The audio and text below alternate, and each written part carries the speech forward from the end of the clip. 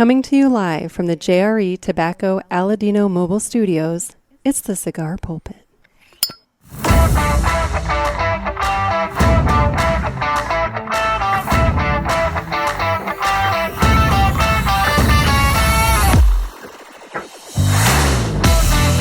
Hello, everybody, and welcome to another sermon from the Cigar Pulpit. I'm the Bishop of the Burn, Nick, and with me today, via phone, we have butchered his name right off the bat, Kenn Klarich of Ash and Ale down in Palm Coast, Florida. I was calling you. Hey guys, I was calling you Clen.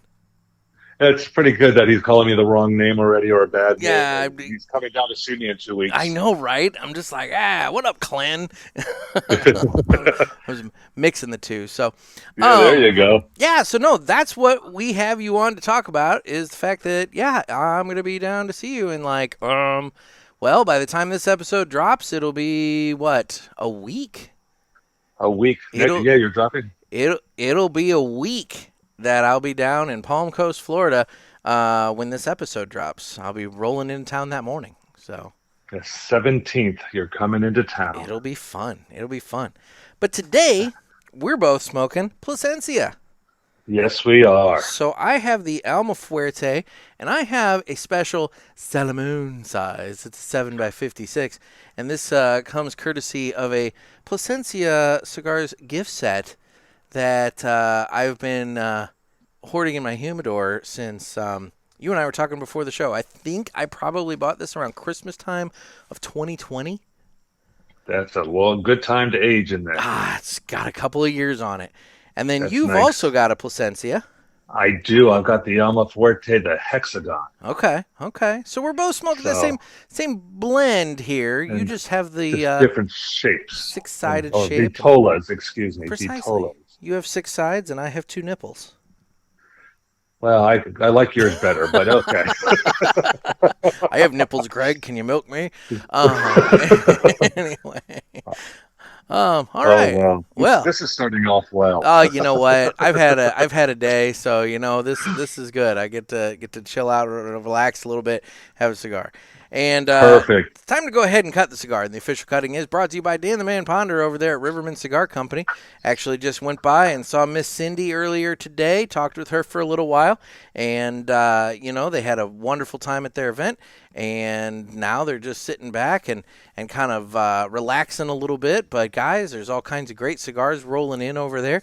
If you're a fan of the Fratello cigars, they have that fancy new humidor that looks like the lunar module, Yeah.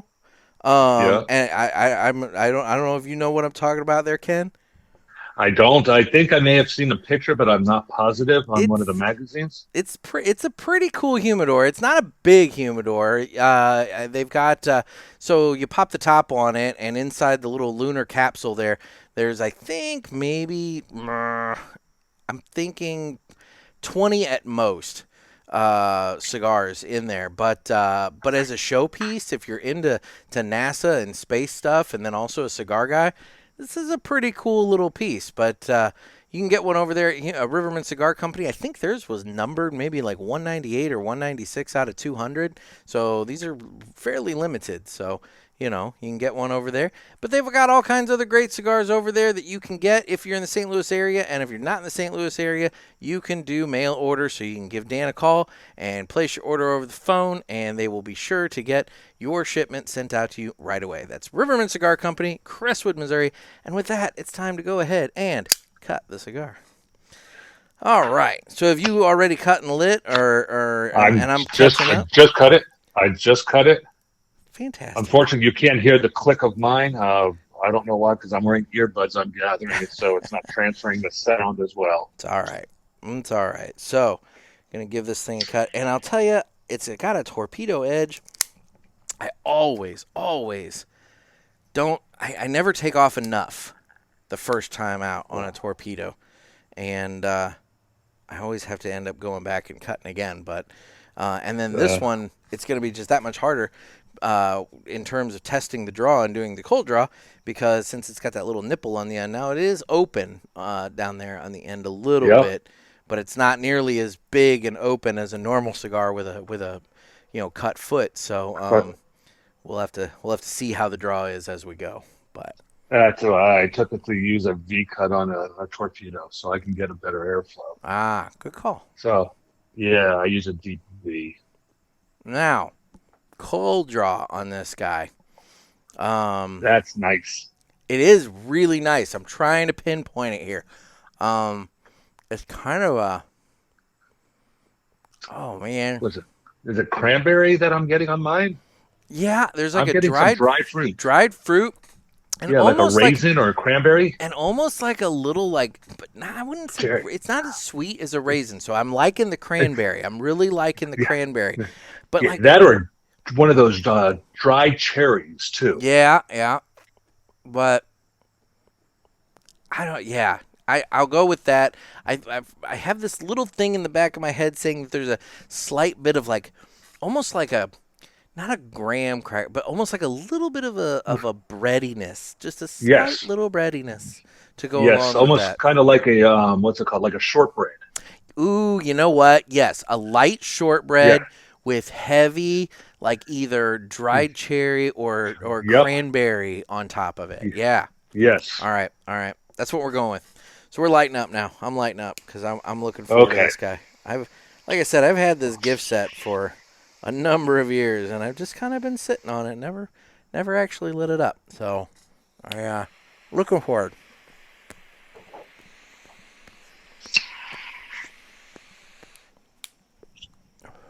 I always overlight on these Salamones as well. Mm-hmm. Kind of scorch the end, so I tried real hard just to light the nipple. So, it's always nice to play with the nipple. Mm-hmm. And this has got a nice meaty... Pinky, if you're listening, I'm sorry. This has got a nice meaty one, too. Anyway. So Ken, how have you been, buddy?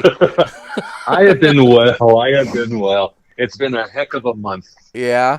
Yeah, it's very slow for us down here, but we're doing the best we can and gotten the place reset up. I moved some furniture around, moved my cash register around, got a new cash register. Trying to set up the whole new POS thing so we're a little more efficient and a lot faster on checkout and things. Yeah. And just trying to make things work better while the time's down. Now, did you have a POS before and you're just upgrading, or are you going from like a old school register to a POS system? No, I had a POS system before, but they stopped licensing. So basically they're getting out of the industry. Okay. And changing to someone else. So I had no choice but to switch over to a different company. And I just went with GoDaddy and setting it all up right now. My stepdaughter works with us, and we are just setting it up as best as we can to make it as efficient as possible for checkout and for us doing inventory and everything. Well, that's cool. There's so many cool things that I know you can do with a POS system. I don't know what yours necessarily does, but I've talked to other retailers, and you can establish like customer accounts to where you can do reward points and track out like their purchase history, to where if, like, let's say their wife or girlfriend or somebody like that comes in and says, hey, I want to get a gift, what do they smoke? And you can tell them exactly like, okay, for the last 6 months, this guy has been heavy on Padron. You need to go, So like I think that's really a key component for a shop. And in theory, this system I just went to is supposed to be able to do all of that. I will let you know that. We just put it in 2 days ago, so yesterday was our first day in use. So I will let you know that after this weekend when I can start running some reports. Well, I look forward to seeing the POS system when I'm down there. And so I'm going to train you. Are you kidding? That's it. That's what's going on now. I see. I'm working those days. So you thought this was going to be an easy trip? I thought this was just a vacation. What did I know? So so let's talk about the trip here. So why am I coming down, Ken? Why are you coming down? Why am I coming down? We are trying to get you out of your hectic life up there and get you to relax just a little bit. And also for business, we're gonna have to do some business too, because we're gonna have to write this off some way, shape, or form. And the only way you can do that is if you work. Precisely. So we're bringing you down because we are doing a special event with some guy named Michael something. I never get his last name right. Is it Hertz? Call it? Oh, Mr. GQ. Yes, Mr. Mr. GQ. GQ, Michael Herklotz. Yes. So he is Fantastic. actually going to stop by the shop with his rep and just hang out with us for a little while. And I figured what better time to be there than when Nick is down. I love it. I love it. So I needed something to draw you down, and I think this might have been the perfect hook. You know, it's one of those things that we had Michael on the show way back when, after he'd left Nat Sherman, but before he had announced the creation of Ferriotego. Correct. I And remember that episode. and I asked him point blank if he had thought about buying the Nat Sherman stuff and doing it. And you remember how I told you I was canceling that Zoom so there wouldn't be a little chime? Yep. Well, the chime just started. Anyway, Oh no. it's okay. This is live podcasting. So stuff happens. So anyway, so I point blank asked him if he had, and I distinctly remember he said, "You know, I know a lot of people have thought that, but you're the first one that's actually directly asked me." On air. And he danced around the question in such a way that I was like, okay, I guess he's not going to do it. And then I think it was maybe like a month later that he announced that, yeah, you know what? We're doing Ferriotego and we're bringing all these brands. And I'm like, you crafty bastard. So, and then since then, and it's just been a scheduling thing between he and I. We just haven't been able to get it pinned down and scheduled. That I haven't been able to get him back on to talk about Ferriotego since then. So this will be fun. I'll actually be able to sit and talk with Michael about Ferriotego. I'm wondering if he's just been a little busy. I would think so. My God, he seems to be everywhere. Everywhere. Now, you know what's fun? I have... Oh, they're somewhere in my humidor. I have two of the so he comes out with those limited edition cigars every year. Yes. What is it? The Generoso and I don't remember the other one. But the stronger of the two, I think it's the Generoso is the stronger of the two. I have two of those from 2021, which was the first year that they put those out, that are chilling in the humidor that I had bought with the intention of smoking when we got him on the show to discuss Ferriotego. And so they're still just chilling there. So I might bring those down. Those are going to get a few extra miles on them before they get smoked. Right. Get a few. Well, they came to me from New Hampshire, and then they'll come down to Florida. So they will have traveled, and they'll have a few extra years on them precisely. So that'll be good. That'll be nice. That'll be nice. So, very nice. So Michael Herklotz. Now you carry Ferriotego, obviously. I carry the timeless line, and I should hopefully have Ferriotego in before he gets there if they can get him to me in time. Yes. Okay. So I'm trying to get those in as we speak. So. Well, that'll be fun. And now, have you? Forgive my ignorance. I'm just asking questions here. You've done events with manufacturers and these guys before? Being that I'm a new store owner, only a year old, I did not do any in my first year. So this is actually going to be the first. Well, I've had DDA, who you and I have smoked on in the past at the store several times, and he's come and met with my members and things like that. Mm-hmm. But I've never done a formalized event. This one's really not going to be considered a super formalized. This is going to be a very informal event where he's just going to be there and hanging out. Kind of a cut and light. Basically a cut and light, and just to say hello. And but I am working very diligently to have several more events. I know DDA and I are planning a very big cigar and wine pairing dinner in the middle of November that we're looking to do in where we are in European Village in Palm Coast, and we're looking to get about 25 people for that. So that should be a very high-end exclusive event. I'm trying to do things a little differently because I'm such a small store that for me to get a good event and have it very popular, it's going to be very difficult because I just don't have the square footage. No, for sure. So once you see my shop, you'll understand that better. Well, yeah, no, I'm gathering. So, but it's one of those things where, correct me if I'm wrong, your weather, you have the ability to do events. I mean, maybe not I don't know what your January is like. I mean, is your January nice enough you could do an outdoor event? There are days in January or weeks in January that yes, I can, but there will be some nights that I can't. It would have to be early afternoon to Yeah. early evening, and we can do events because yeah, the days are in the 60s and 70s, and it gets into the 30s at night. Oh, see, so you could do something maybe like on a Saturday during the day if Yep, it's nice enough, you know? yeah. So see, So that's the nice thing is you kind of have the ability to do year events. round. Kind of, yeah. The only thing I would think is maybe in the summertime it might be a little too warm for you to be wanting to. I don't know. I don't know what your summers generally They're are. brutal. Okay. They're brutal. Okay. Well then, yeah. So maybe summertime outdoor events aren't exactly the answer, but With real feel this summer, we hit over 100 days straight of 100 plus degrees of real feel, which is like 96. With real feel, we were at like 105, 106 for almost 100 days, or gross, just over 100 days. gross. I So, mean, we had a hot summer here in St. Louis, but we didn't have 100 days worth of it like that. so, So yeah, we had a very long summer this year. So yeah.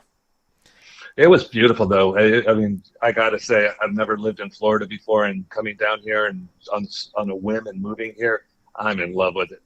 This Good. weather we're having right now is absolutely perfect. That's great. Now you were saying that it's been kind of slow this month though. Like is October or well, I guess September because we're in the beginning of October here. Yeah, Is September typically kind of a slower time? But because I would yeah. think the weather would still be getting nicer to where maybe it would be more apt for people to come out. Yeah, you got to remember where we are. We are opposites because we're busy during the winter, the fall, winter, and spring, and we're not very busy in summer.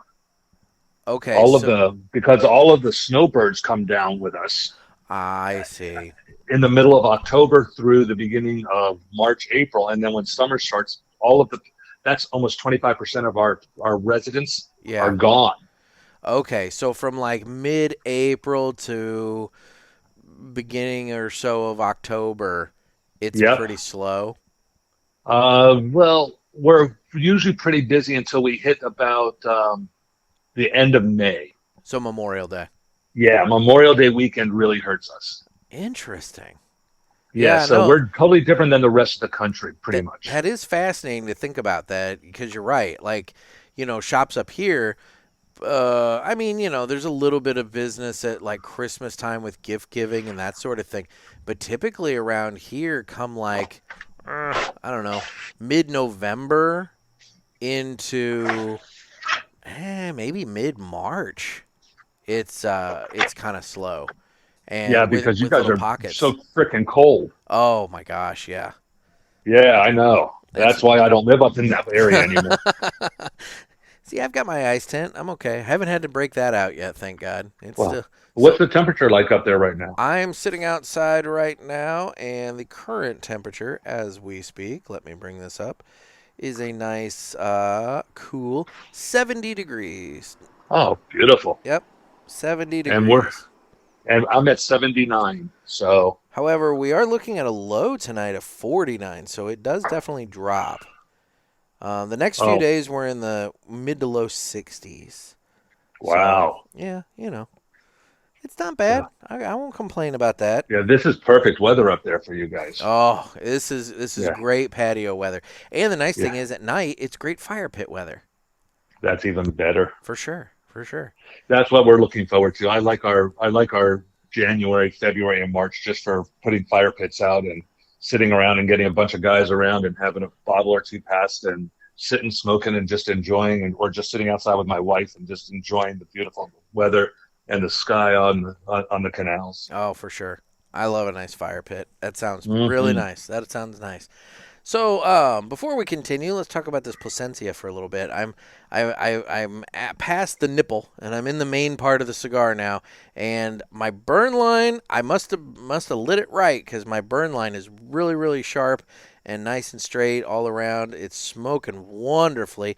It's got a nice little bit of body to it, but Hmm. it's very, very smooth. It's very good. That's the one thing I've found with Placencia is how amazingly consistent they are. There's three lines that I have just fallen in love with over the last year. Placencia is one of them. Aganorsa, Aladino, and the DDA line. Yeah. All of them are amazing. Now let me ask, in terms of Aladino, Yes. did you order the Sumatra? I think I did. The I'm one pretty sure I the ordered. I limited only got. edition one that's coming out this fall? Yes, I did. I'm waiting. I think I got an Oh. email from Trey the other day that they're supposed to be shipping next week. Yeah, they're in Miami. I don't know how soon they're clearing customs and all that. But I only say that because on the last episode, the one prior to this one, Yeah. Trey Mack joined me on that, and I smoked a early sample. I got Aladino sent me one, and I was able to smoke it and give it a review. Holy crap, that might be the Wow. best cigar that Aladino's put out.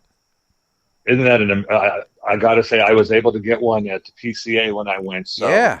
and that's when I got my order put in, and I was like, wow, that was truly amazing. I smoked it 2 weeks ago. I smoked it because I was not in a very good mood. Yeah. I went down to my dock on the water and brought a bottle of Irish whiskey with me and said, let's listen to some music and smoke a damn good cigar. And it did not let me live that down. That was fantastic. It was lights out. I really enjoyed it. And I know that's going to be the thing that kind of replaces the Corojo Reserva number 4 for this fall and probably next fall. But I'm hoping that after those 2 years, they kind of consider just making it a regular thing in the line, because it's got some power to it, but at the same time, it's very, very balanced and good. I really enjoyed it. So all of your customers should be looking for that when that rolls in, because, that thing's going to be going quick, I imagine. And it's silly me, and I thought I was going to order enough. I think I've got all of my order that I have coming in already sold. Well, there you So go. I was like, this isn't going to be even fair for some people, because I'm not going to be able to have it. I ordered 6 or 8 boxes. Oh, I don't wow. remember.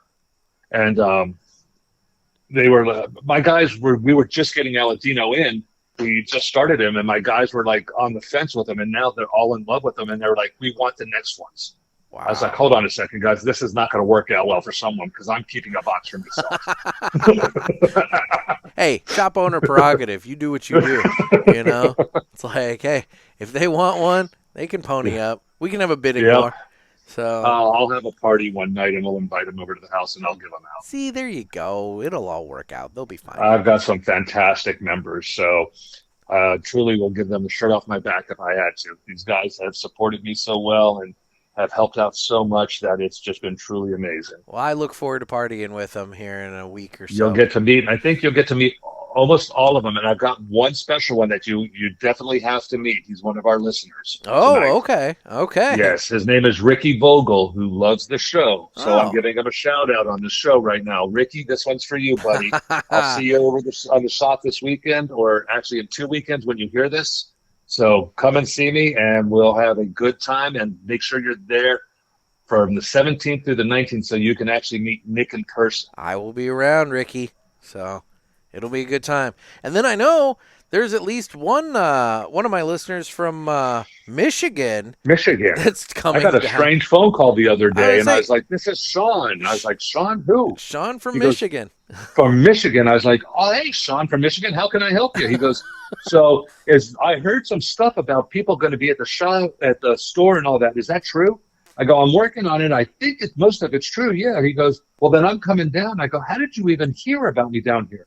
He goes, oh, I listened to Nick. I was like, oh, good Lord. Yeah. Well, I'm hoping that some of my other Florida-based listeners are hearing this and marking it down on the calendar, because, it'll be a good time. Like we're saying, that Thursday the 19th, Michael Herklotz will be there. But, you never know what might happen on Wednesday the 18th. If nothing else, I'll be around, and we'll exactly. We'll have a good time. I mean, all kinds of wackiness tends to follow me. If nobody has learned this over the last 4 years or so of this show, wackiness tends to follow me. So just show up. You never know what's going to happen. I've got some nice exclusive, I only tell them in person stories too. So that'll work out. Yeah. So I get to finally hear these stories then. Yeah, I mean, they're ones I only got to hear some really bad stories about you when you were a kid from your dad. Oh, so that's dear all I got. God. Yeah, no. No, no, no. Oh, great. Yeah, no. You've I thrown me off. stumped him, guys. I You stumped you him. rattled me there. I'm like sitting back going, "Oh God, what is he talking about?" But yeah, there was that time in Fort Lauderdale. But anyway, yeah. So no, it'll be a good time. We're gonna have a fun time, I'm sure. And This would be a good time. yeah. So otherwise, what do you have anything else that's scheduled for that, or is it all just kind of unofficial and we're not talking about it just yet? At this, there's talks of possibly having another person coming in on one of those days and doing a actual event, but I'm Mm-hmm. trying to zero that in. I don't want to throw names out right now because I don't want. I know he listens to the show, and I just don't want to put pressure on if it can't happen, if it can happen. So this might be a pop up where Nick will say something within the next week or so, and they have to add a blurb into one of his spots about a specialty thing happening. We can do But that. we'll let you know if that's going to happen. Oh yeah, we can do that. So, but Little I don't like promising things that I can't come through with. Nah, you know what? Nobody. I mean, stuff happens. We don't need to. We don't need to So, overpromise and then underdeliver. We can just. It's better to do the opposite. So no, this will oh, work out. And so I can always put out a little special edition, short little thing. I mean, everybody just might get a little extra podcast on Wednesday that says, "Hey, by the way, when I'm in Ash and Ale, this is gonna happen." we can do that. If this comes to fruition, then we will make that happen, Nick. Now, the thing I'm very curious to see and experience at your place is it seems like, and we've talked about this before in the past, a Oh, lot of cigar lounges or places that have alcohol, they serve spirits, but you okay, don't serve spirits. You serve wine and beers. correct. And you do the pairings with the wines and the beers. And Yes. I'm very curious to see and experience kind of how that works Okay. because I'm not a big drinker by and large, but still I'm just curious to, like I said, it's everybody always is like, whiskey, you pair this with this whiskey, you pair that with this whiskey or whatever, and but to do it with wine and to do it with beer, that just seems like a different kind of thing, and I'm like I said, I'm just curious to give that a shot. Are you a sweet? You do like sweets, if I remember the show I correctly with like your sweets. I'm segments. Yeah. Yes, I'm not big in, like, I'm not an IPA drinker, really. Okay. I don't like the hoppy beers. Um, a lot of times with beer, to be honest, I'm not much of a beer drinker per se. Me I either. like ciders a lot. Okay. Um, and then when it comes to wine, yeah, I'm not one that's like, oh, I like a very dry red or something like that. I tend to do more of like a sweet white, that sort of thing. Okay. But I'm open to trying whatever. I mean, we Well, can try whatever. we're going to give you a few different options with the sticks that we go over Okay. when you're at the shop, and maybe we can even put together a little segment while you're there, so you can explain to them how you enjoyed it, how you found these tastings. I like that So idea.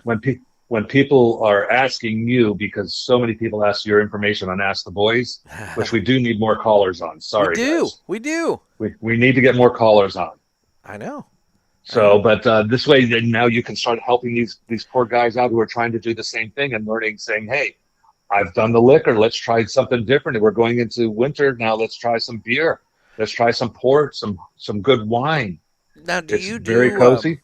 yeah, no, I think that's a great idea. Do you do like I know a lot of shops still do like a weekly pairing where like they have a cigar and a drink that they is their special for the week and they kind of promote that, and then the next week they have a different pairing that they promote. Do you do anything like that?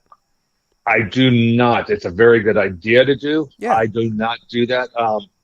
I it was something my daughter who works with me and I have talked about starting to do up because she was a bartender for quite a few years before she Oh, came to work for me. She moved down from Georgia and she started working in the shop with me pretty much. She takes half the time, I take half the time, and I've got one other person who covers my Saturdays for me, whose okay. name is Monkey, who is an amazing, amazing salesperson, cigar person, just a great person all in general. So Perfect. I'm blessed to have two great people to support me. I've got one or two other guys who, if I have to run out of town for something or want to do something, that I can call and have get my back for me. So I am very, very lucky that way.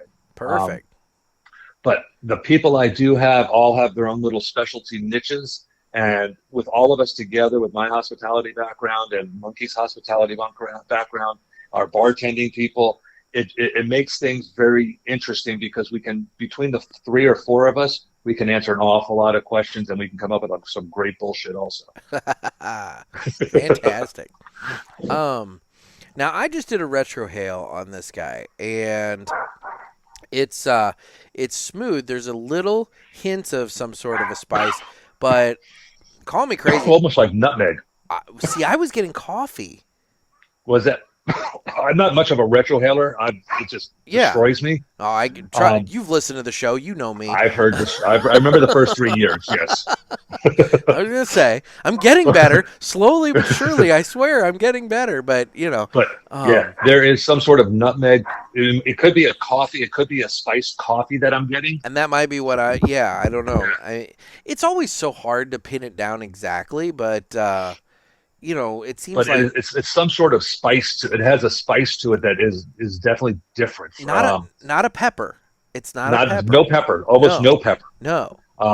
That's one of the things I truly love about Plascencia, because I very rarely ever get a peppery draw, which is so weird not having pepper in your cigar flavoring. Mm-hmm. That this is just so different, and that's what I like about some of the Aladinos have it for me. Some of them don't. The Aganorses, very few of them have it. So, but there's several ones out there that whenever I smoke them, I'm like, okay, is this white, red, or black pepper? So no, for sure. Well, yeah, when you start getting into like red pepper, white pepper, black pepper, I'm like, It's all pepper to me, But I'm looking at my little sampler box here, and it talks about how they've been growing the highest quality tobacco in the purest soils of Nicaragua and Honduras. And it says handmade in Nicaragua on the back. So, I'm all over the set apparently. With that being said, given the fact that it probably, I don't know the exact makeup of this specific, the Alma Fuerte. I guess I could have looked that up. But given that, I would have assumed that with Nicaraguan tobacco, you would get that kind of peppery spice to it. You're right. And it's nice that it's giving you something different, Yes, I agree with you 100%. That's one of the things I love about the Plascencia line. It kind of breaks away from the norm of a Nicaraguan and smokes kind of more between like a Dominican and a Honduran. And the flavor is just out of this world. And, and it's one of those things that I've talked to some folks, and, at least here in the middle of the country, we're cheap smokers. You see a $20 cigar, that's, whoa, boy, that better be a really good cigar for me to spend $20 on that, But, and with Plascencia, with the price point on it, I do think a lot of people, at least here where I'm at, they tend to maybe look at it and be like, it's a little higher priced. I don't know if I want to give that a shot. But the quality of this cigar matches the price point. 100%. And all of the cigars in their line, I don't think you can go bad. To me, it's kind of like the Padron line. Mm-hmm. From their 1000 series all the way up to their family reserves and their 80th anniversary. You're not going to get a bad cigar. No matter what you do, you're going to have a decent and enjoyable smoke. For sure. And Plascencia is the same way. I have yet to find one that does not. It might not be what I like. I'm not much of a Connecticut smoker. Me neither. Even I can smoke their Connecticut and have no problem. Their Campo. It's a great cigar. I'm just really impressed with the quality of these cigars, and that's why I got this gift box for myself. I actually bought this for myself because I remember thinking that it was a super good deal. And if I remember right, don't quote me because, my God, this has been, going on 4 years ago. But if I remember right, this was a 5-pack sampler for like $85. That sounds about right. But I remember thinking like, well, each cigar or each Plascencia typically runs somewhere between, depending upon which one you're getting, $15 and $25. So I was thinking like, that doesn't sound out of line, and it actually sounds like, given what's in it, you would be getting a deal. So I went ahead and bought it, and I never cracked the thing open. And I'm glad I didn't, because now I'm sitting here with this thing with 3 extra years of age on it, and it's very pleasant. Oh yeah, I have a little stash of the hexes in my humidor at home. Mm. So when I went in there today, I was trying to figure out what to smoke on the show, and I was like, I've got an interesting selection. I just had a pretty good month of people bringing gifts in from around the world for me and things like that. Nice. Well, all of my members who are traveling, and always, that's the one nice thing about, I guess, being a shop owner. People always bring you things, and you have samples. People trying to sell you stuff, so you always have cigars. You always got stuff. Yep. Yeah. So, and that's one of my worlds. It's like I very rarely pull anything off my shelves anymore. I just I keep a cubby at one of my lockers Yeah. at work, and I keep it filled with cigars, and I literally will go in there and just pull them out instead of taking something off the shelf. So I can see if there's other things out there that I like. That's good, because I've heard, Dave Garofalo has said that the most expensive cigar that a shop owner can smoke is one off their shelf, because Correct. At that point you've paid to bring it in, you've paid all the taxes on it and everything like that, and then now you've also cost yourself the revenue of a customer buying that cigar and everything. So yeah, no, if you're able to just basically smoke off samples and gifts, then go for it, man. And I do that, and plus I go to shops. I take my guys, as I think I said on the last episode I was on. I take my guys on field trips to other lounges within 150 to 100 miles of me, even nice. over to Tampa, and we go and have a great time. And I'll always buy 4 or 5, 6 cigars wherever we go, just so I can give the guys the other places business, but also for me to sample things that I've never smoked. Mm-hmm. I really enjoy trying to go out and find things I don't typically smoke. No, that's great. I mean, well, and you got to be able to expand out your palate. You can't just stick with the same stuff, because you're, as a retailer, you're looking for all kinds of different things, not just what you like necessarily, but you have to expand your palate out, so that you try different stuff, so that hey, this is something that's really good. I need to bring this in. I think my guys would really like it. I'm 100% in agreement. And as I said on the last show, I think too as well, I try to keep towards the small. I don't have very many of the huge lines. Mm-hmm. I've got Padron, I've got Camacho, I've got Villiger, which is one of my better sellers. I've got, who else would I consider a major line? I have one shelf of, one area of Cahibas. I've got one Partagas, the Maximo. That's just a fantastic cigar. I've got a few Macanudos, but other than that, everything else I have are regional, or I've got the big ones. I've got Bandolero. I'm going to be getting other United products in, and hopefully within the next few weeks, maybe a month, I'm going to be hopefully even stepping up and getting into the better lines of theirs, the Atabey and Byron. Yeah. So. Boy, that Atabey. Okay, so we're talking earlier about how neither one of us really smoke a lot of Connecticut's. Holy crap, that Atabey.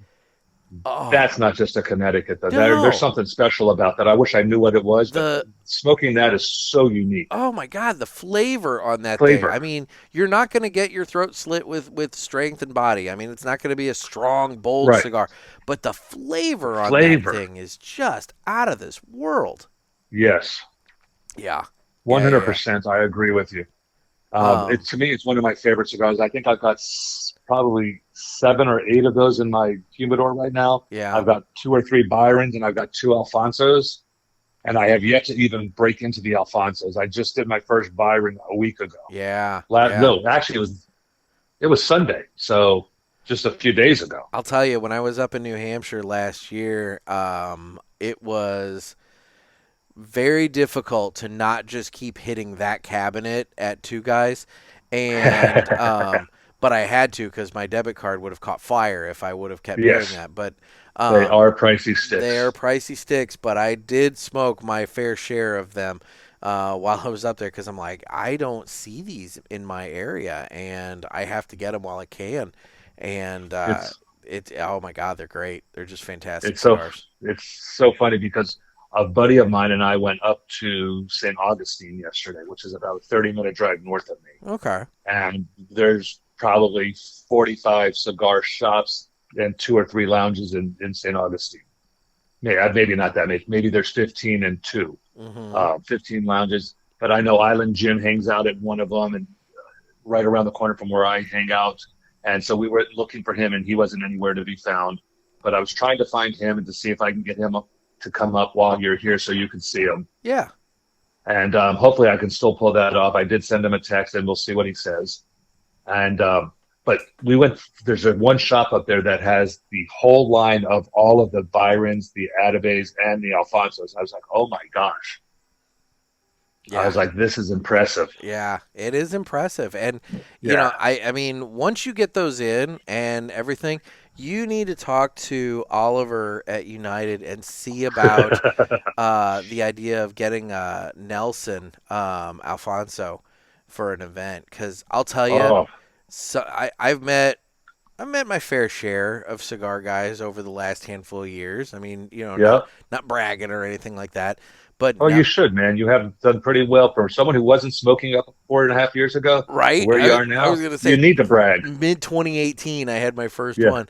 But I'll say this. Nelson Alfonso is one of the nicest men you will meet. And that guy, I mean, he has forgotten more about cigars than probably any of us will ever know.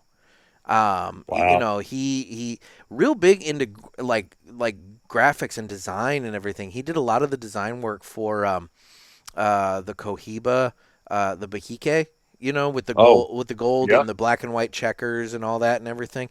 He knows so much about Cuban cigars and all that. But I mean, he would be at a fantastic event for you if that would be awesome. Pulled off.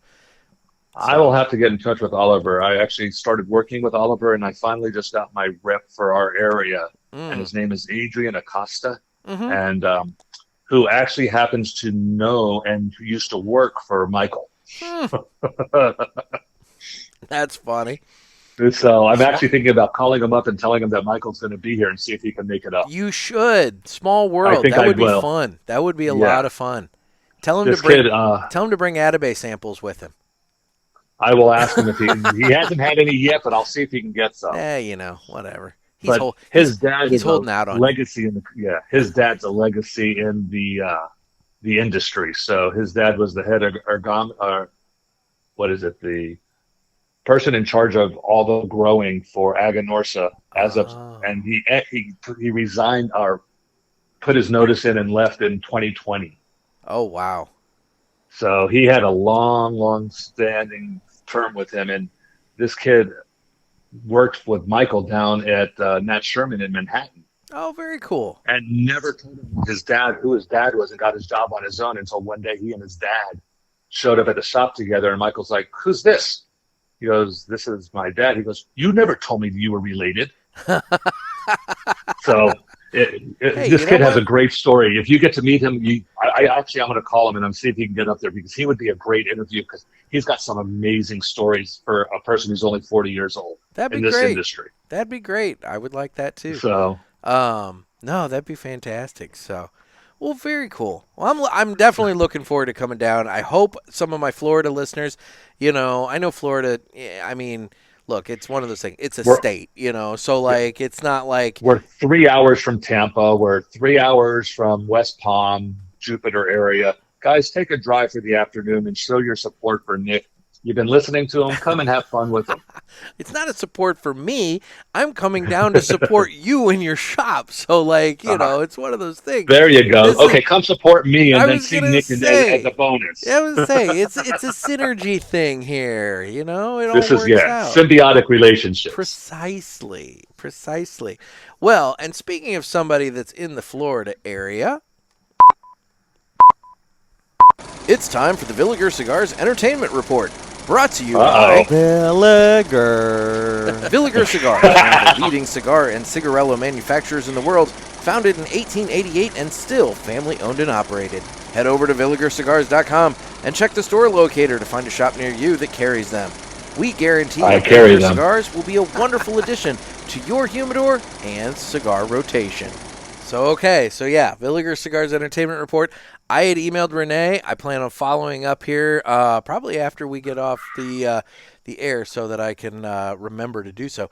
Follow up with him. But I had mentioned to Renee that I was going to be up in that area, and he said he had some family in the Orlando area, and he thought he might be able to pop up. So I'm going to try and see if we can make that happen as well.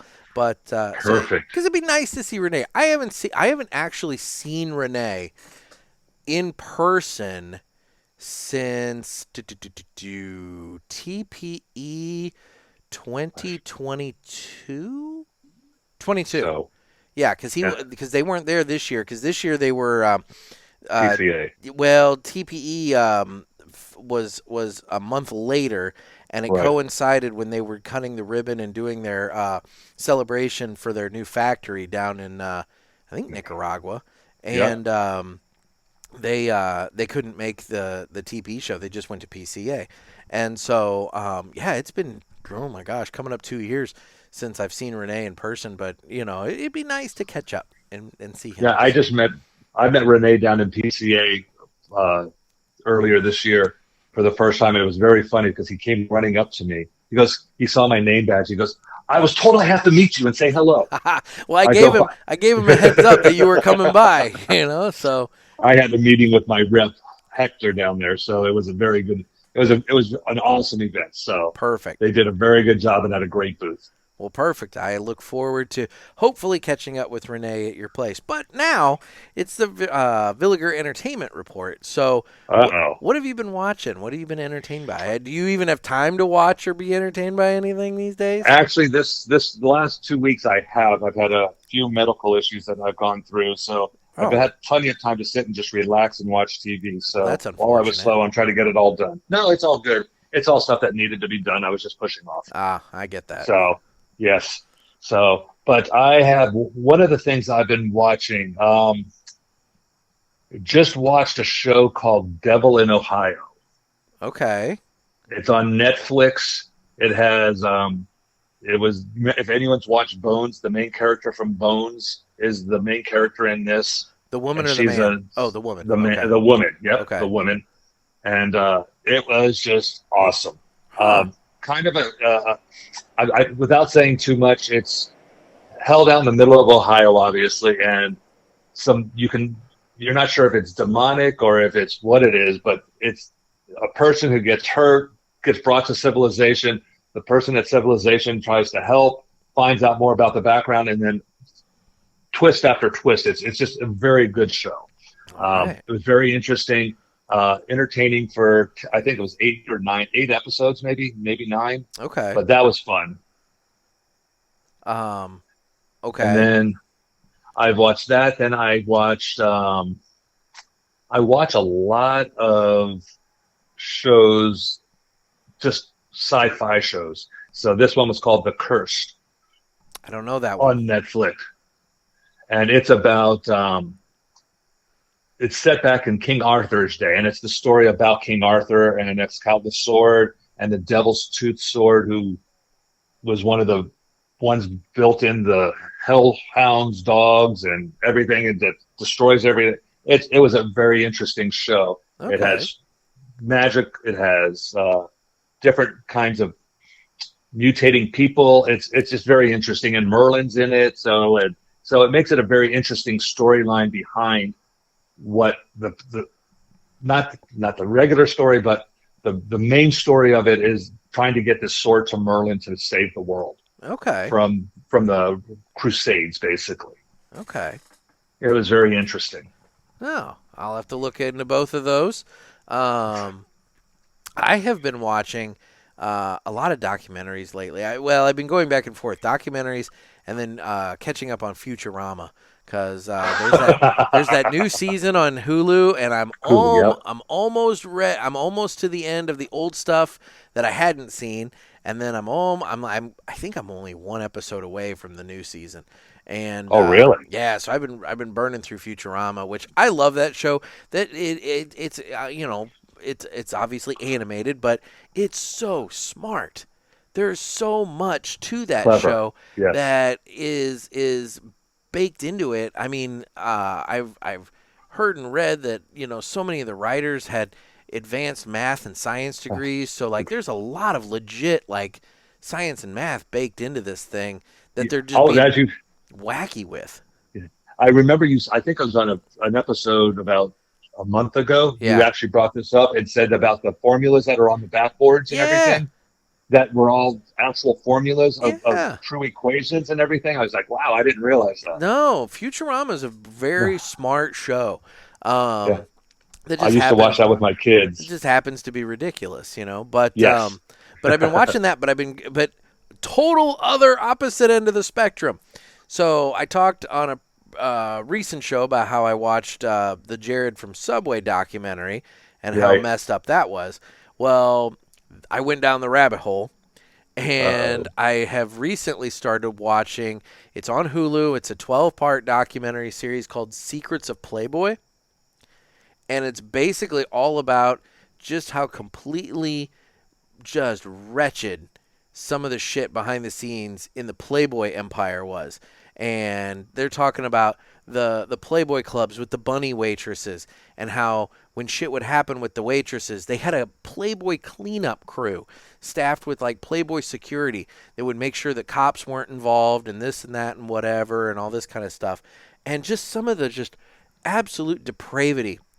And everybody just kind of has this image of Playboy as being like the the cleaner men's magazine. It's not the dirty ones, you know, like Penthouse and Penthouse. all the others. But and maybe the magazine itself was presented in a classier kind of way, but Hugh Hefner, man, like the Hefner family's not coming out of this thing unscathed. I mean, No. this is not good. And you know, they've got former girlfriends of Hef on there talking about how he would manipulate them and this and that and whatever, and how cult-like life in the mansion was and this and that and whatever. And yeah, I haven't gotten to the one episode. I think it's episode 8. That's the one where they talk about Hef's friends and some of the bullshit they were able to get away with. And the friends include Roman Polanski and Bill Cosby. And apparently the Bill Cosby stuff is just really, really just messed up. And so I'm not necessarily, I don't, it sounds weird to say I'm looking forward to that episode, but like I'm kind of It's a little twisted, Nick. sickly looking forward to seeing like, you know, just how bad, I mean, because we all have heard the things about Bill Cosby, but like this show, man, I mean, it's laying it all out there. So, yeah, it's just one of those things that Playboy's had that image of women As you empowerment. said, the cleaner. Yeah. Well, women empowerment, that like, oh, you Yep. know, these women are taking hold of their sexuality and they're embracing it and blah, blah, blah, and all that. And it's like, no, there was a lot of women that were just straight up taken advantage of. And yeah, that this is not this clean cut stuff that everybody tried to say Playboy was. So I don't know. Uh, So it's interesting. I've been going down a weird rabbit hole lately with that kind of stuff. It's an interesting topic. Yeah. Whenever you get into, I guess I don't like the word pornography, but I don't know what other word to use. Mm-hmm. Sexualization of people. Yeah. There has to be some sort of depravity there that just goes a little further than what our thoughts want them to go. Mm-hmm. Mm-hmm. Unfortunately, and people always wind up getting taken advantage of, and that's an interesting area. That would be a whole different type of podcast to talk about this on. It's definitely bizarre. I mean, and like I said, it's eye opening as somebody who, you know, like I said, I always kind of like, oh, you know, Playboy, they have the quality articles and, you know, the pictures are classier than the other play, you know, whatever. But like, no, it's Yeah. they dressed it up well. Let's put it that way. They dressed it up well and they did what they had to do. But I mean, there's an entire episode talking about the use of illegal drugs in the mansions, and how like one gal in the 70s, I feel like it was 1975, she was like his secretary. She got arrested outside the mansion in Chicago with cocaine. And they were trying to pin it on her that she was a mule that was bringing drugs into the mansion and all this kind of stuff. And she ended up committing suicide. because she didn't want to rat out Hef, but at the same Wow. time, she was looking at like at least 15 years in prison, for this and whatnot. And but it's messed up. I mean, it's one of those things that you learn over the course of this thing that while maybe some women advanced their careers, got, where they are and everything because of the Playboy experience, that there's just as many, if not more, women that Were destroyed. destroyed. Yeah. So Unfortunately, growing up in Los Angeles, you got to hear about the Playboy Mansion in Hollywood quite often. So I remember stories growing up. I was there from 75 to 85. I remember stories every month, every year about something different that happens there. So yeah, it's very interesting. yeah. I mean, Different world. and the whole cult like thing, that Yes. feels like a very good descriptive of it. You're Hmm. watching this and like you've got the grotto and the zoo and they've got these parties and this and that and whatever, but people can't leave. The women, they don't Right. leave the compound, and it's just I don't know, it's bizarre. But so It, no, it, it, it, it almost feels like an Epstein type thing, it but that just happened down in, it well, does. I mean, I haven't so far at least experienced in the show any sort of like underage type aspects. So I, that's true. I'll so I give you mean, that. Yes.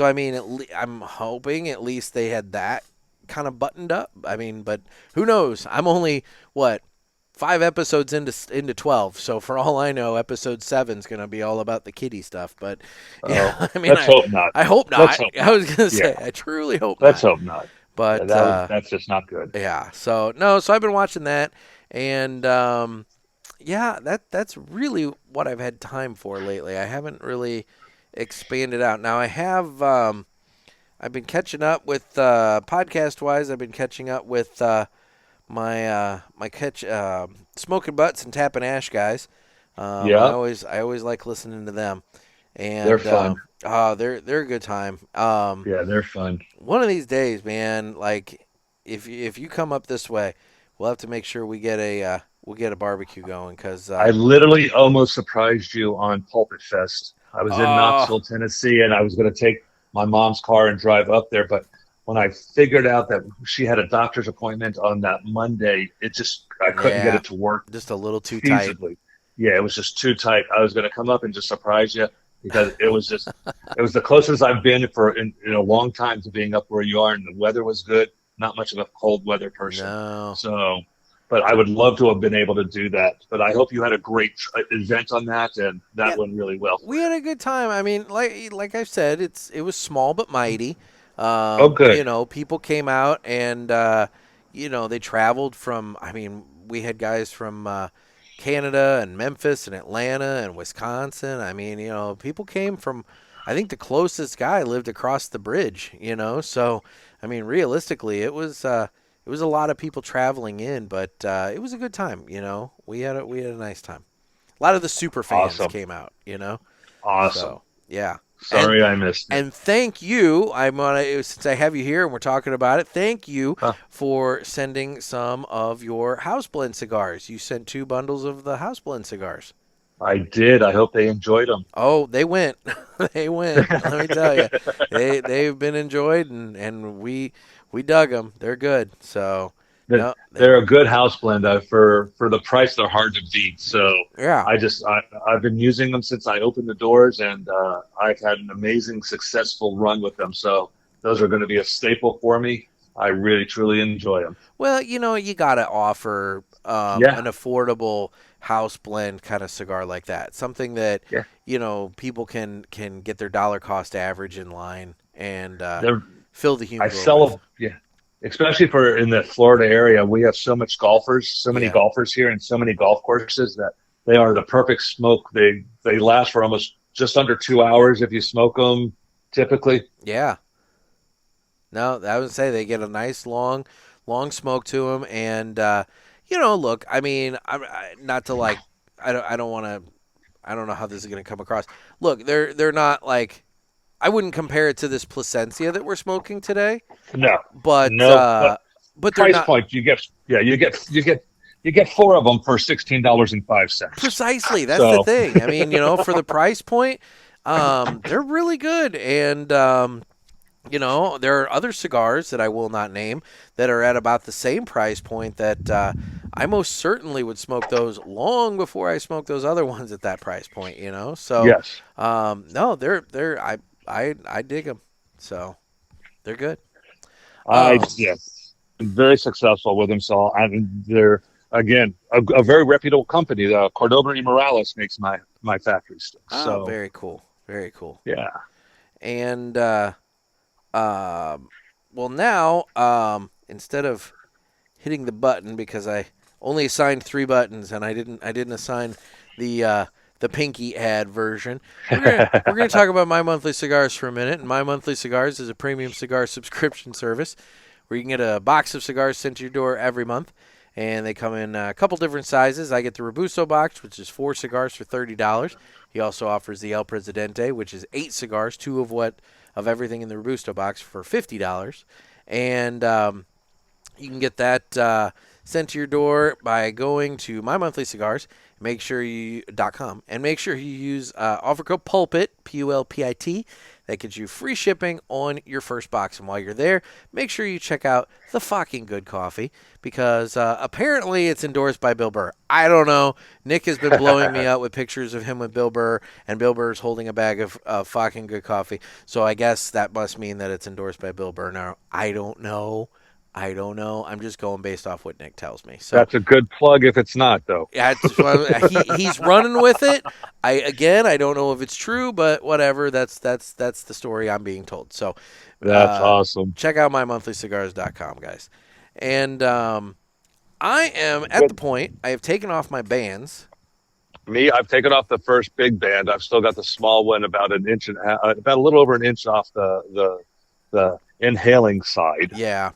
I went ahead and took them both. I mean, realistically, I was getting close to that big one. But I figured, I'm over halfway now. if I'm going to take off the big one, I'm going to take off the little one too. Why not? But I'm getting a bit of sweetness out of mine now, which I've not really, I don't remember getting before. It's very enjoyable.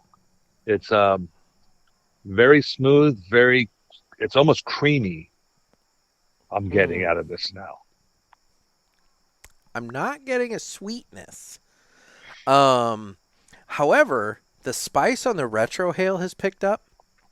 And, gosh, you're going to make me do that again, are you? You don't have to do it. I'm just telling you. I'm going to try. I'm not good at it, but I'm going to try. Just informing you that that's what happened. So, but yeah. Okay. Excuse me. Okay. I tried. You tried. I did get a bit of I got some of the spice, but it's not sharp though. It's not sharp. It's picked up. It's not. Yes, it's definitely there in your face, but it's not overwhelming. No. Wow. But no, you're right. Smooth and creamy. You sounded like me, Ken. Yeah. No, smooth and creamy definitely is a good descriptive for the cigar because, as you're smoking it, it's not giving you like any sort of. Okay, I had a cigar earlier today that when I got to about this point in the cigar, I don't know if it was maybe just burning hot or what, but it was giving me a lot of tongue tingles and, that sort of thing. That kind of thing where like, you're just like, ooh, as you're smoking it. Yeah. But this, man, it's so pleasant. It's just, like you said, smooth and mild, and it's just going, not mild, smooth and creamy. It's creamy. It's so good. I'm really enjoying it. It's so funny the way you said that. Just reminded me. This cigar actually makes my mouth salivate, where a lot of cigars do not.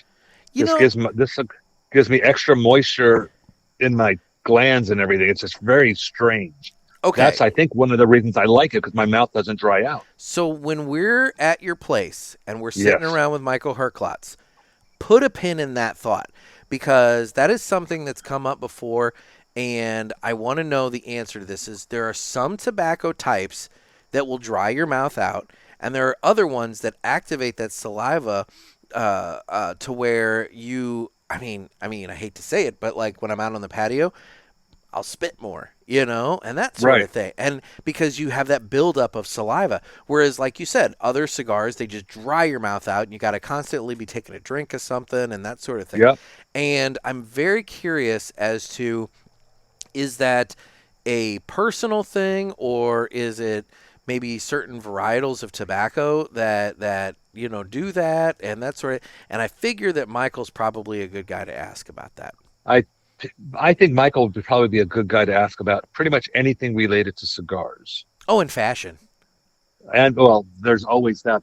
You can't get the name Mr. GQ without being a fashionable guy. And drumming. He's a drummer.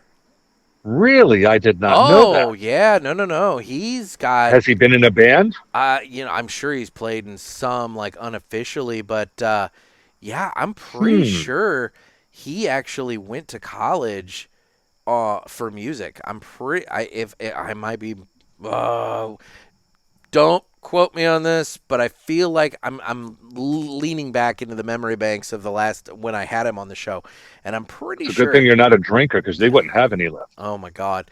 But I'm pretty sure he went to school for music. But yeah, I know he's a drummer. So That's interesting. he's a Renaissance man. So I think I mentioned earlier that I think I got to be introduced to him at PCA with one of my reps who's hanging around at the last night at the bar down in the Venetian. Yeah. So, and he was walking away as I was coming into the group. And so I never got to talk to him. If he would even think about remembering me, it would be highly unlikely just because there was hundreds of people there. And I literally walked into the middle of about a group of 50 and was standing between him and Nish Patel. Okay. And I had already met Nish a few times and said hello to him and turned around and said hello to Michael as he's walking away. So that was my extent of being able to meet him so far. So I'm very excited about getting to meet him at the shop. No, I think it'll be a great time. I'm looking forward to it. So me too. I'm just looking forward to getting down to Florida for a little while. I just want to see what you're going to be like when you're relaxed and not on radio and just chilled out. I've known what your dad's like, and I have a feeling you're going to be somewhat like him, but you're going to be a little less uptight. Okay.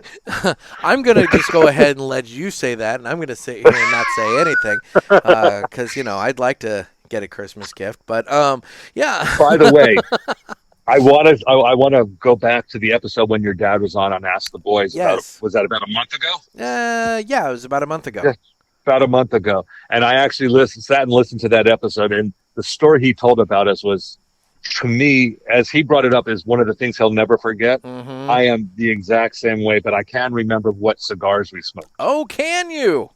I can. What were they? We were smoking Partagas Maximos. Oh, the ones that you said you have at the shop. That's why I keep them at the shop, is specifically because of that one night. It's the only Partagas I keep there, and that's the only reason I carry them. That's awesome. That's awesome. So it's just because that night was so special to me and created such a fantastic friendship with your dad that's why I keep those there. So every time I look at that box and I do inventory or I go over and recommend something to someone, I was like, okay, this brings back one of the best memories I could have. Now, he's going to be down there, I think, in January. He's staying at the exit I live on. Yeah, actually, you know what's funny? I think he's staying at the exact same hotel I'm staying Hotel. at. Yeah. Yes, I believe he is. I'm pretty sure he and I somehow inadvertently booked the exact same hotel. But yeah, he's coming down for, what is it, the 24 hours of Le Mans? Yep, the Rolex, yep. Yeah. Exactly. Yeah. So I'm going to go be with him for a day and a half down there with him. He's into this new photography thing. Oh, my God, so is he ever. I'm looking forward to that. And just spending time with your dad,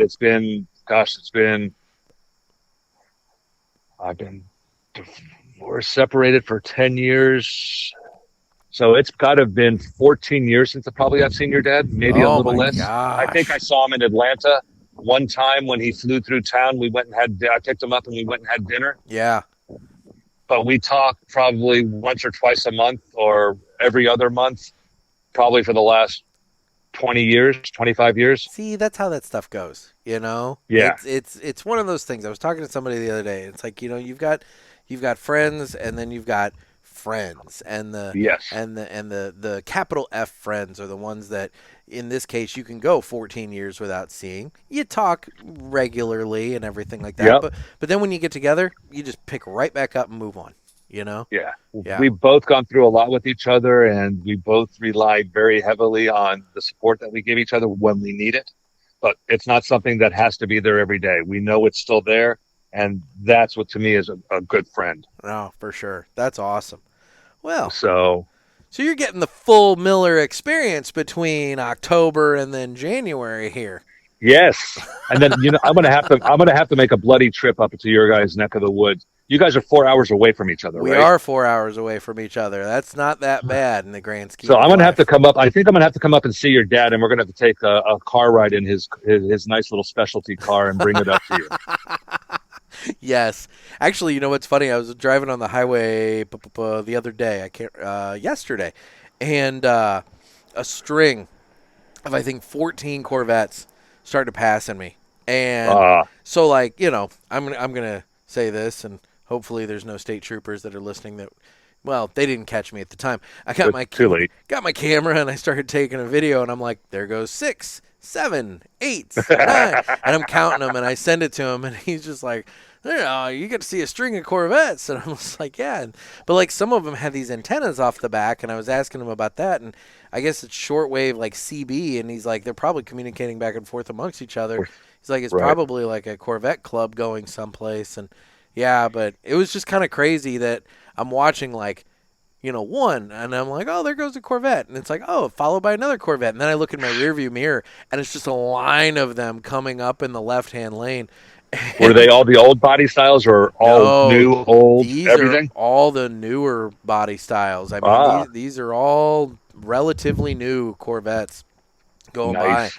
And I'm just thinking to myself, I'm like, yeah, these guys are all going somewhere. I don't know where, but they were heading someplace. So I might have to put a caveat on that. I hope I can fit in the car. I've not Oh. been in one yet. tell me about it, That's man. my challenge. I'm 6'5", so Oh, okay.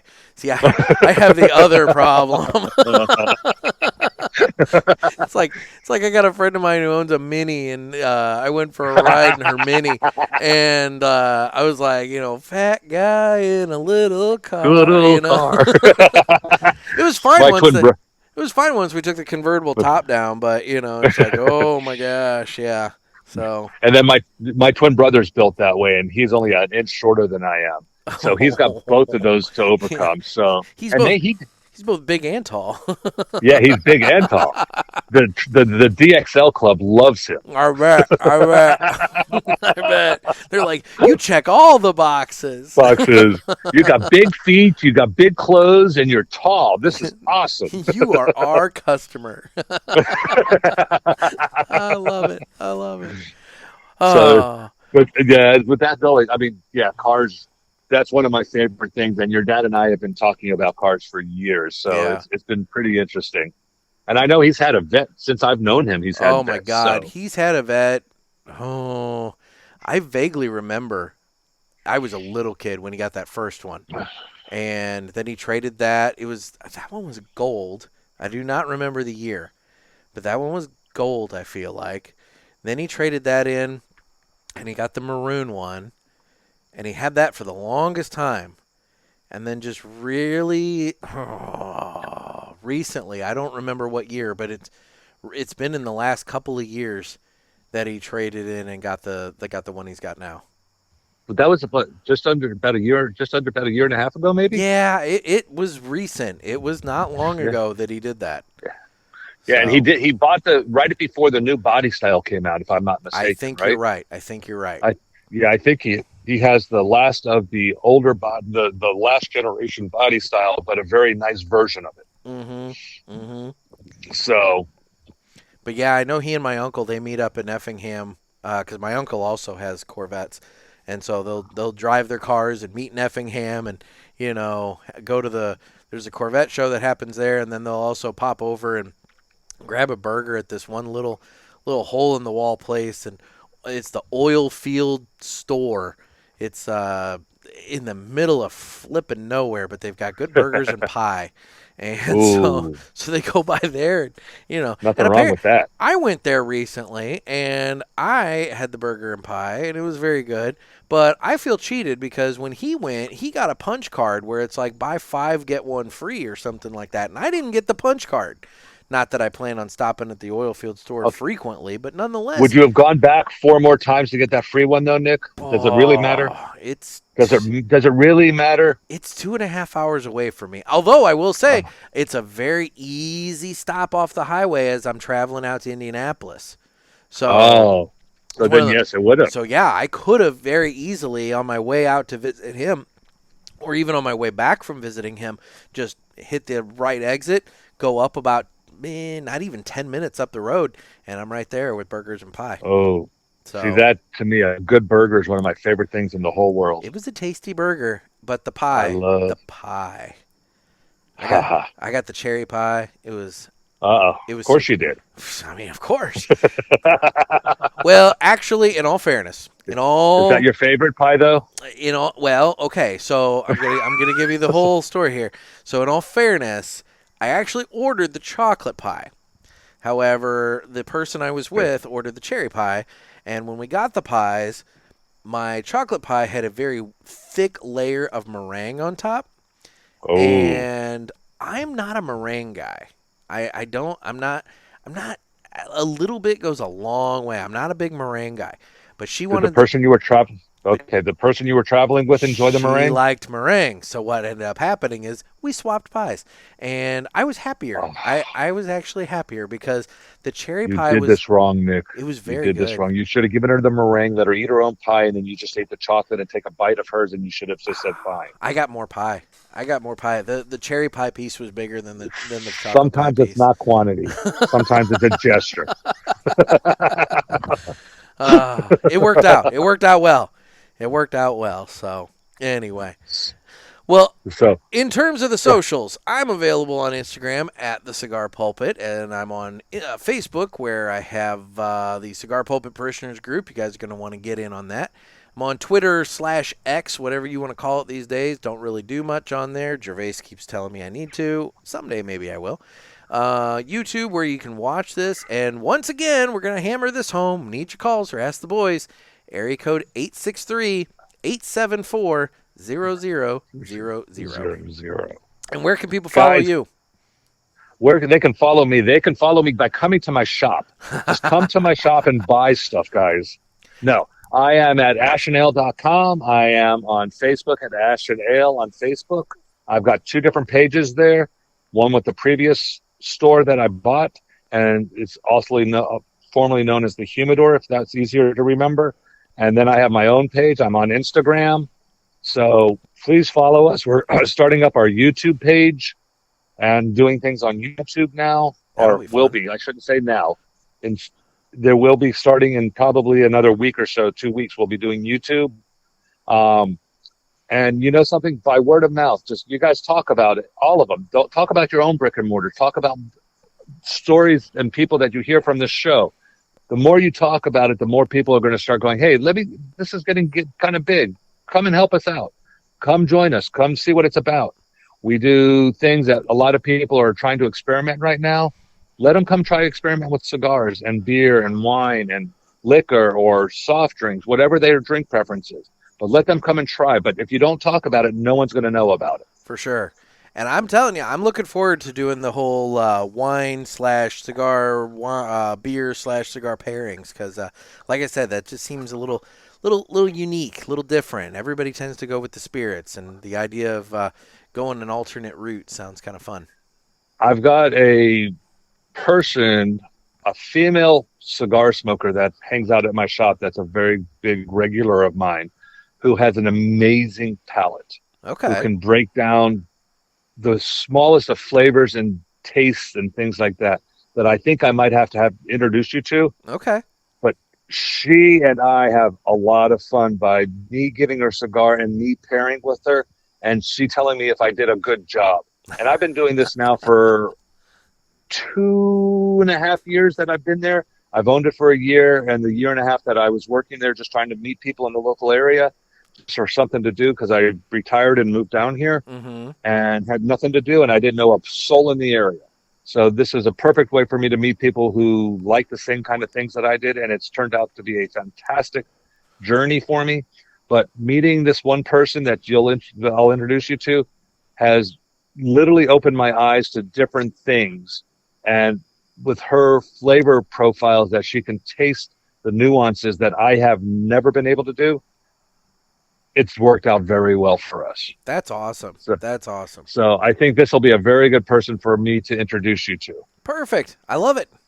So we've got some good time set up for you, and just also we're going to sit down and just relax and maybe throw a fishing rod off the back dock while you're here. I'm not even putting a fucking hook on there, and we're going to bring a bottle of something down, and we're going to listen to music and smoke several cigars and just enjoy your time here. That sounds like a wonderful, wonderful time. So, guys, if we might even eat some good food. I like that too. I mean, obviously, I like that. I mean, you're not on Zoom, but let's be real. You know. I've seen your picture before. I would say, I like some good food. So, guys, listeners in the Florida area, again, that is going to be. I come in on Tuesday the 17th, but let's be real. Let's just say for certain at Ash and Ale on Wednesday the 18th. And Thursday the 19th. Thursday the 19th is when Michael Herklotz is going to be in town. There may be more surprises to be announced, but for right now, that's what we're announcing. And come on by. Come on by. If you haven't been to Kenn's place, come on by and check it out. And if you have been to Please, Kenn's, we'd love to see you. Yeah, and if you have been to Kenn's place, then come back and say hi. And let me know that you listen to Nick, because you know something, there just might be something in it for you. Well, I don't know why I would give something away. Yeah, there you go. I don't know why I give you something for listening to Nick, but if you want to waste an hour and a half of your time, that's perfect for me. I mean, you're listening to me too. 3 hours of your time if you listen both episodes a week. So, that's a good point. It all works out. I keep telling you, you were telling me you had it was Ricky, right? That has been catching up. Correct. Yeah. I'll tell you, man, Ricky, you got to watch that, because if you listen to too much of this show at any one time, it has been known to cause brain damage. So you want to make sure you space out your pulpit listening so that you don't hurt yourself. Okay, I'm going to make a caveat to that. Uh-oh. I am going to say in the last 5 months, your brain cells aren't deteriorating as fast. Not quite as rapidly, although, correct. In all fairness, we are recording this the day before the Trey Mac episode drops. So, we'll see. Oh, shit. We'll see what happens there. I'll tell you what, this is going to happen. You need to talk him into coming down for your event when you're here. You need to get him here in 2 weeks. I can't. He is. You can. No, he's booked solid for the next 6 weeks. He and I were talking about I talked to him. I actually talked to him 2 weeks ago, and I asked him if he can come down for it. He's like, there's not a chance. He is January, he's going to be down. Oh, well, see, there you go. He could maybe meet up with my dad and you. So I'm hoping. That would. So. Oh, my God. I don't know if I need that. That would be boy. That would be a freaking show. I don't know if I need that happening. The three of you together without me there. That could be trouble. We're going to record our own damn show and have you post it. I mean, I'm fine with that. Saves me some effort at least one time out of the week. I'm fine with that, but holy crap, that could end up being dangerous, getting the three of you together there. And we'll get Pete Hernandez involved, too. Oh, dear God. Oh, my. Yeah, I only have one Pete Hernandez story from TPE this year, but it's a doozy. Anyway. I remember that story when you told us that. I was going to say, it's a doozy of a story. So. Yes, anyway. It was. Well, Kenn, I am so looking forward to coming down and hanging out with you. And I want to thank you publicly for everything. I'm really looking forward to this. Man, I am looking forward to having you down and just seeing what we have to offer. And hopefully you can go back and talk some of your friends up there in your local area in St. Louis and everything, to taking a vacation and making a stop with us. Not saying you have to stay with us. Just come by and just say hello. You don't have to buy anything if you don't want to. It'd be nice if you did, but if you didn't, I would love just to meet you guys. I'd love to meet listeners from the show. So please stop by. And that's something real quick. Just not, I know we're wrapping up here, but real quick, in the grand scheme of life, you are what? Less than an hour from Orlando? I'm an hour from Disney. I'm an hour and 36 minutes. Okay. From MCO Airport, I'm an hour and 40 minutes. Okay. From SFB, I'm an hour and 12 minutes. From Jacksonville, I'm an hour and 7 minutes. So from Daytona, I'm not even 35 minutes.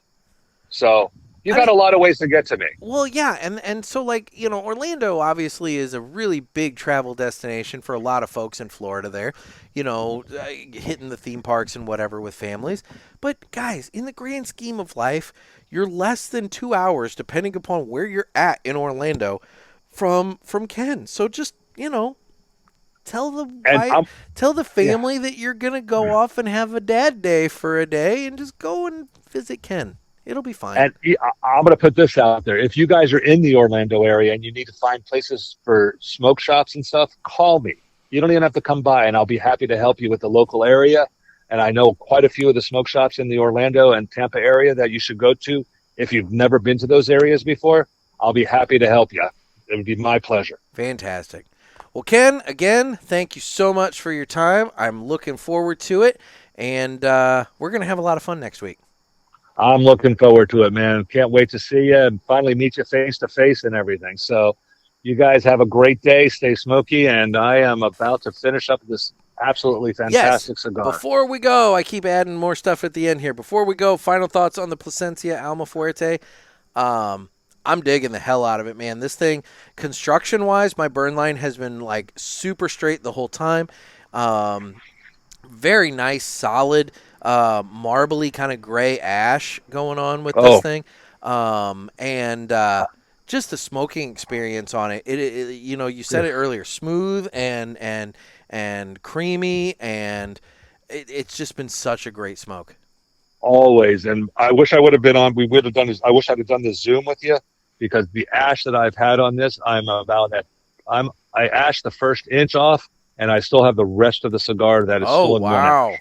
No, and it's been fantastic. I've been knocking off little pieces just because I don't want to nuke myself. But yeah, no, that's a strong ash on that thing. That's good. I like that. I'm gonna have to call you out on something though, man. Uh-oh. I prepared for something that you didn't ask me about. Well, what was that? My 3 cigars of the week. Oh, you know what?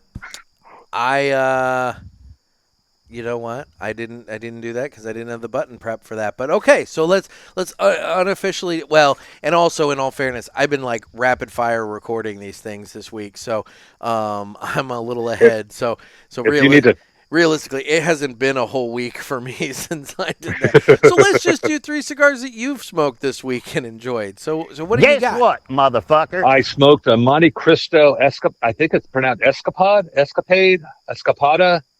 I'm not sure. It's the mix that Monte Cristo did with Plascencia. I smoked that last night at a little cigar lounge up in St. Augustine, and I truly, truly enjoyed that. I don't know that one. Well, then you know something. We're going to have to make a trip when you're here, and we're going to have to go get you one, damn it. That sounds delightful. So, but I'm not much into the Monte Cristos. I like them as a brand. A lot of people ask for them. Unfortunately, I do not carry them. So that's why I went and tried this one. But my friend Ben up at Isabella's suggested it, and it was a very, very nice smoke. You know, the 1935 that they came out with a couple of years ago. Yep. That's a good smoke. Yes, it is. That's a solid one, because that one's got some heft to it. That's not, you know, because typically Monte Cristos, in my opinion, whenever I've had them, they've been fairly light, and you know, it doesn't hit my flavor palette correctly. Yeah. But that 1935 this one's more of a medium plus. Yeah. Okay. This is a medium to medium plus, and it was very, very nice. All right. Well, then we'll have to try that. And your second one?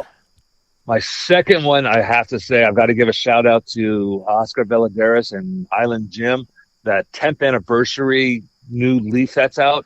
Oh. Maybe one of my favorite new smokes out right now. Haven't seen that around here either. You're going to be smoking a lot of damn cigars at the shop then, dude. Good Lord. Oh, my gosh. Yeah, so now what the blend on that? Did they do they didn't do it like they do the regular leaf where it comes in a bunch of different wrappers, correct? This is just like one? This is just a single. Yeah, it's a more medium bodied. Okay. excellent cigar, though. And truthfully, if I had to tell you what the wraps were, that's the one thing I just totally went blank on No because I problem. was waiting so long for you to ask me. I'm sorry. But no, if you guys find that anywhere, I highly recommend trying that cigar. If you like the Leaf product, this is probably, to me, one of their best products they have. Okay. I did have a Cicerone the other day. Did you? I did, and it was one that I went into. I have a fairly large, probably 250 count Avo humidor that I had won at the Kansas City Cigar Fest back in like 2019, and Nice. This humidor had been sitting over on a shelf and just forgotten about. And I went over to it, and thankfully the Bovida packs in there, they weren't completely crusty. They had a little life left to them. So I replaced them, and so I started inspecting the cigars, and the cigars were all perfectly fine. And maybe, they might have been maybe a little under humidified for some people, but I don't mind them slightly under. I don't subscribe to the 70-70 rule. Like, let's take it, I have my Cigar Oasis set at like 63, and that sort of thing. So, like, realistically, a little under 70 is just fine for me. But I smoked the Cicerone, and the thing about this Cicerone is I bought that in, when did I buy that? It was 2019. I bought a box. Wow. I bought a box at an Oscar event at the Hill Cigar Company, and I still have some of the Cicerones, and then I still have the entirety of a box of Ultra Q, the ones that are the That's a nice smoke. It's a great smoke, but I still have the entire box, all 16 of them from that box that I haven't smoked yet. I think you need to bring a Cicerone down with you for me. I can do that. I think you should do that. I can do that. This thing's I haven't had that one. It's the only one I haven't had. And this thing's aged since like 2019. So like, this is good. Now I can do that. I will make a note right now actually of that. But that's the one that's eluded me. I have not had that one yet. Well, I tell you what, you've been generous to me. I can at the very least bring down a Cicerone for you. So, have you tried the Nick and Jim's? The what?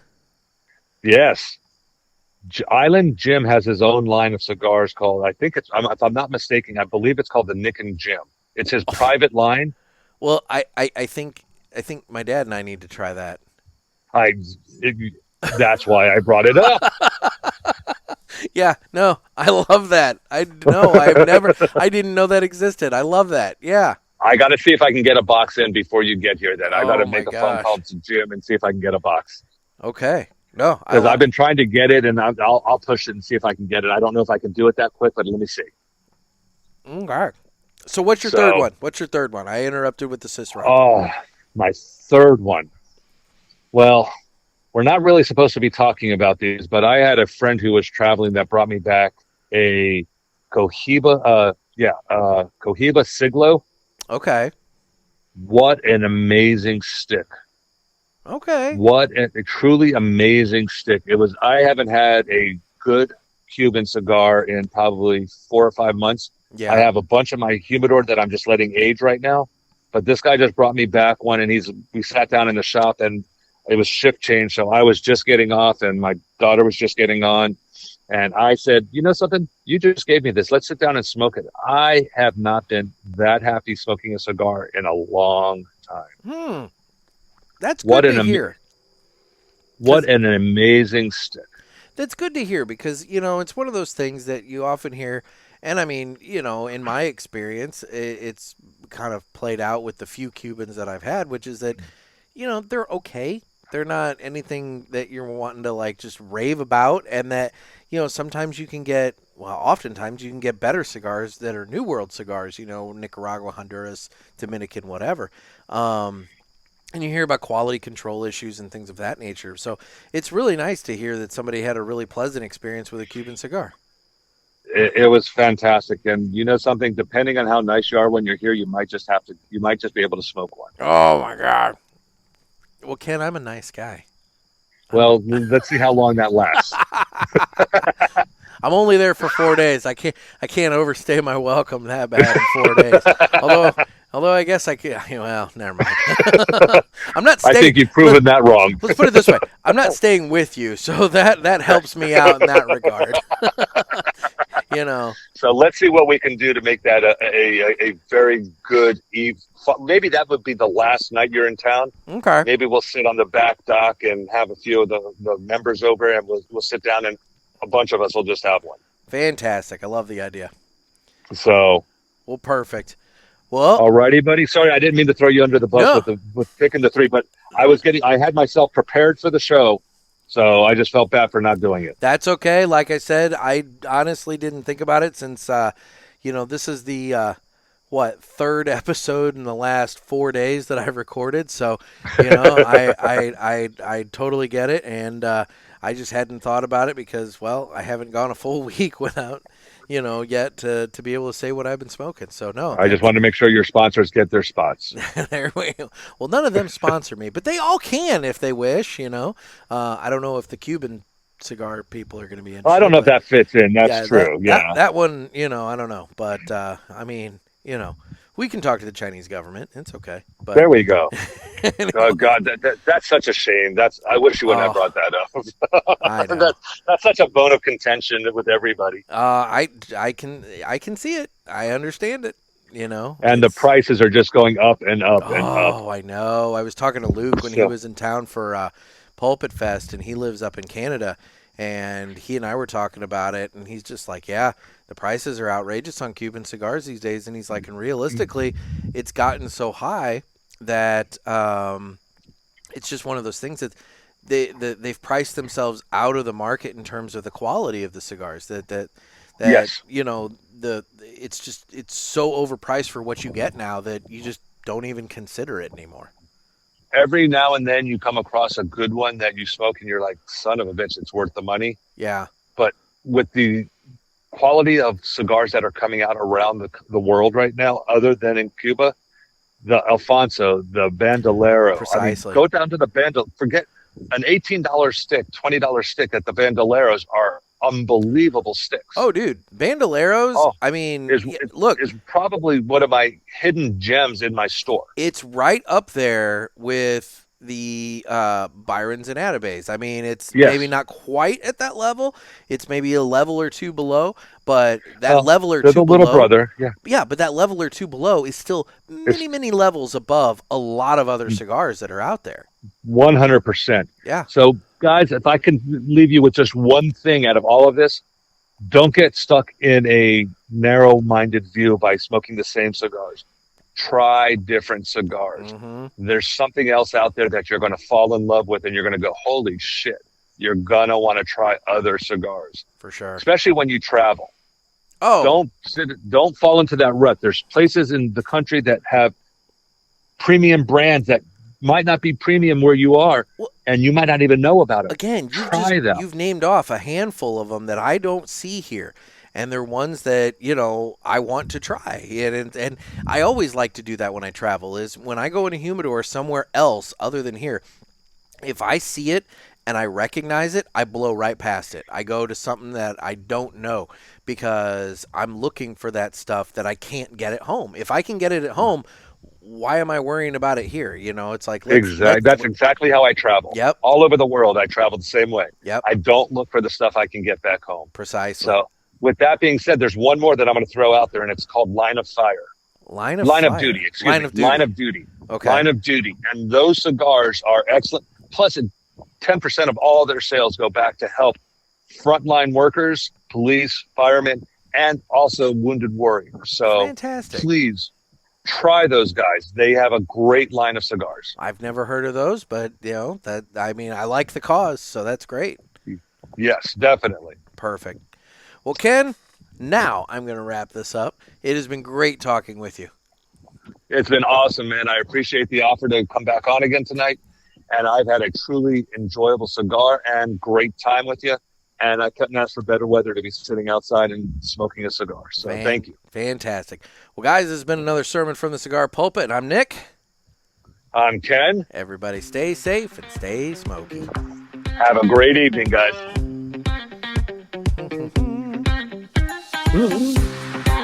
I'm doing my little dance. That's why I wanted the video. I get it, it's good groovy music. I saw the Smoking Butts guys the other day, and they were dancing on the beginning, and I was like, I got to do that too. See? We can do that in your shop. You got it, man. We'll have a nice little dance party in your shop. It'll work out.